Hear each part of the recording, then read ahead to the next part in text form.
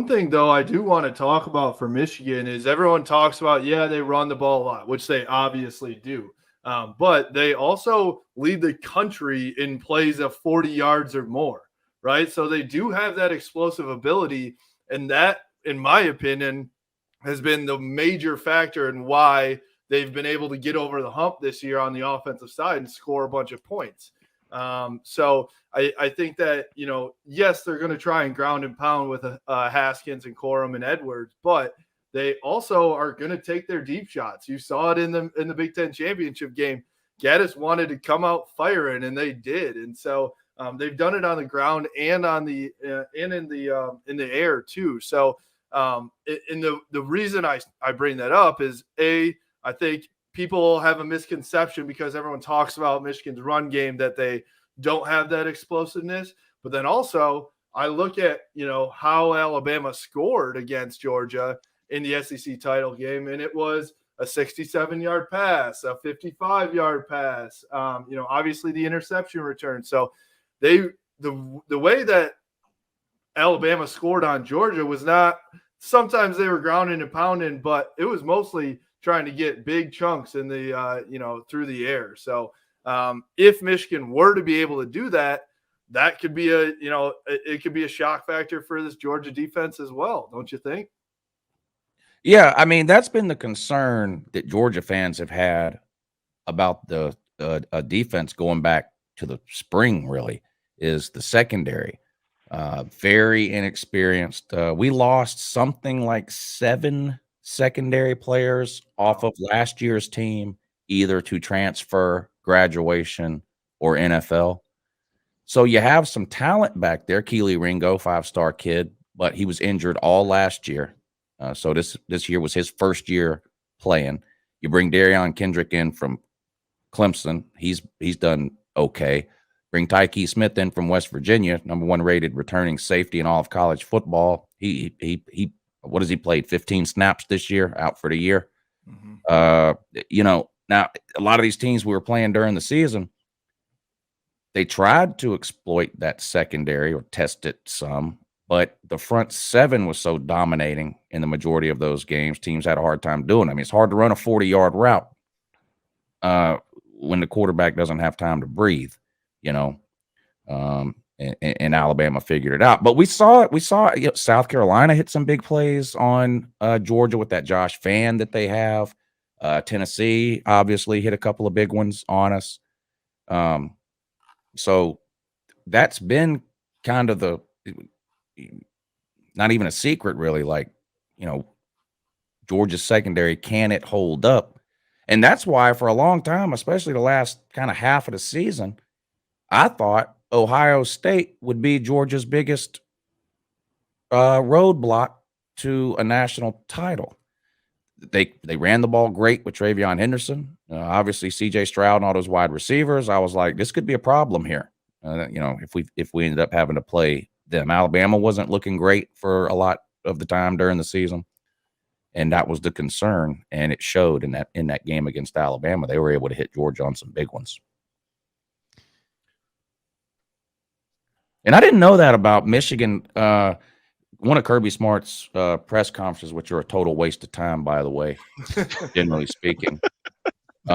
He mentioned that. So someone asked him about something about Michigan or something, and he mentioned that Michigan led the country in plays of 40 yards or more, whatever it was. And that kind of shows you how sometimes perception and reality don't really match up. I mean, I think people look at Michigan and they kind of in their mind, they look at them as a certain type of team. I don't even think we've said the words Hassan Haskins since the show started, but that's what people think, really. They think about Michigan. Haskins are going to run the ball 40 times. About Cade McNamara doesn't throw a lot. Yeah. And then you see that stat, and you're like, oh, okay, well. Well, half of them have been the running backs doing it, so that is some part of it. Yeah, but still, yes, they do have that ability in the air too. To your point. He's really good. And it's like we were talking about earlier. When you have a Hassan Haskins, when you've got a James Cook, a Zamir White, when you've got these running backs and they're successful, then quarterbacks like Cade can have success because you can catch the other team's defense napping on 1st and 10 or 2nd and 2. You know, if you run the ball and get 8 yards on 1st down and it's 2nd and 2, why not throw the ball 40 yards downfield? You're pretty confident you're going to pick up that 2 yards on 3rd down if you don't get it on you know, if you don't hit the bomb on 2nd down. And teams like Georgia and quarterbacks like Stetson and Cade, they're able to catch some teams that way. You know, it's not a Bryce Young or a CJ Stroud situation necessarily where you know they're going to be throwing the ball 45 and 50 times and there's nothing you can do to stop it. They're, you know, Georgia and Michigan, not really that way. They have to be able to run the ball. I wanted to ask you too. There was some talk, and I wanted to, you know, hear from your perspective. There's some talk after Georgia loses that game to Alabama. Well, their division isn't really that good. Maybe the teams that they beat up on all year aren't that good. Is this team really, you know, at that number 2, number 3 level? Is there any validity to that, or do you think it's, you know, that's just people overreacting to one game? Well, I mean, Georgia played some bad teams. I mean, there's no doubt about it. Vandy is horrible. South Carolina is horrible.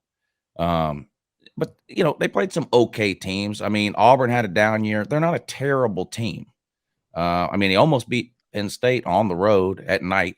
Penn State, you know, they almost beat Alabama. Georgia embarrassed them. You know, Kentucky, Arkansas, Florida. I mean, these were all blowouts.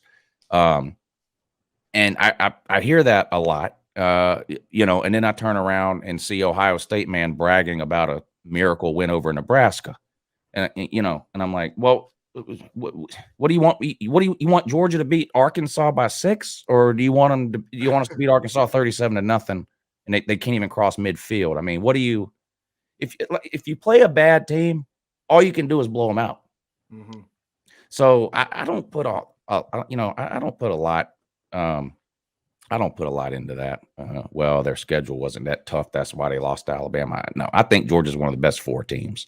If you believe in the football power index, which I don't, but I still have it right here, so that makes no sense, I know, but I just cited it just to kind of back up what I think of Georgia's schedule, which there are very, very few teams in the country that are beating teams that only have like 1 loss. So we hear this all the time. Who have they beaten? Who have they beaten? Who have they beaten? Well, if you're looking for the teams that have beaten teams like Alabama and Georgia and those teams don't exist because those teams aren't losing games. So you got to go to at least like a lot of 10-2 and 9-3 teams at best that are losing games. So Georgia was good enough.